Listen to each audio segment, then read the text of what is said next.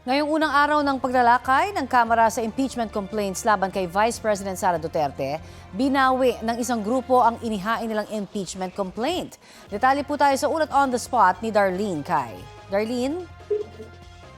Connie, kanina lang, pasado las 11 ng umaga, formal nang tinanggap at inaprubahan ng House Justice Committee ang pagbawi ng complainant sa ikalawang impeachment complaint laban kay Vice President Sara Duterte. Sa pagbawi o withdrawal ng private complainant sa inihain na ikalawang impeachment complaint, nais daw nilang pabilisin ang impeachment proceedings sa pamamagitan ng pagsuporta sa ikatlong reklamo na para daw sa kanila ay naglalaman ng parehong basehan sa kanilang naunang inihain.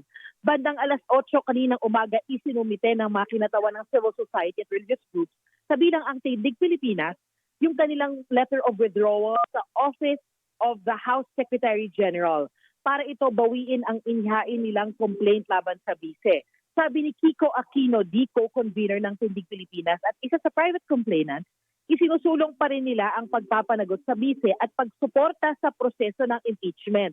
Kasabay kasi ng kanilang withdrawal ay ang pagpapahayag ng suporta para doon sa ikatlong isinile na impeachment complaint inihain niya noong February 9 ng ilang religious groups at mga abogado. Kasama ng private complainants, sina ML Party List Representative Laila De Lima at Akbayan Party List Representative Percy Sandanya na ipinahayagan kanilang suporta sa desisyon ng private complainant. 5 naman ang basehan na inilatag sa ikalawang reklamo, kabilang ang culpable violation of the Constitution, betrayal of public trust at commission of higher crimes, nang i-broadcast ng BC ang umano'y planong pagpapapatay kay Pangulong Bongbong Marcos, First Lady Liza Marcos at dating House Speaker Martin Romualdez. Kasama rin ang graft and corruption dahil sa umano'y maling paggamit ng confidential funds, bribery o panunuho dahil sa pamamahagi raw ni Duterte ng monetary gifts sa mga opisyal ng DepEd at dahil sa hindi raw tamang pagdeklara ng SALN. Inilatag naman ng basehan yung ikatlong impeachment complaint, ang betrayal of public trust at graft and corruption para sa umano'y misuse ng 612 million pesos na confidential funds. Sabi ni Congressman Sandanya, sa pagsuporta ng complainant sa ikatlong impeachment complaint ay lalahok at makikipagtulungan pa rin daw ang mga miyembro ng Tindig Pilipinas at kasama nilang civil society at religious groups sa impeachment proceedings laban kay VP Sara. Narito po ang pahayag ng mga nakapanayam natin. Just keeping in mind yung amount of time that it takes to tackle all of these impeachment complaints, we felt it best to withdraw our complaint to expedite the process.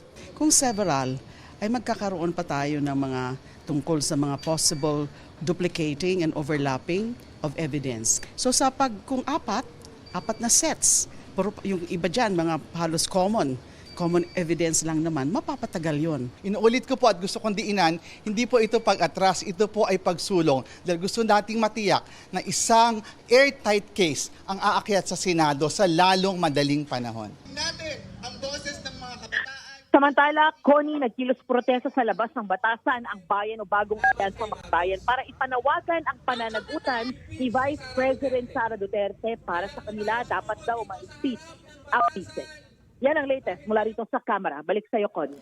Maraming salamat, Darlene Cai.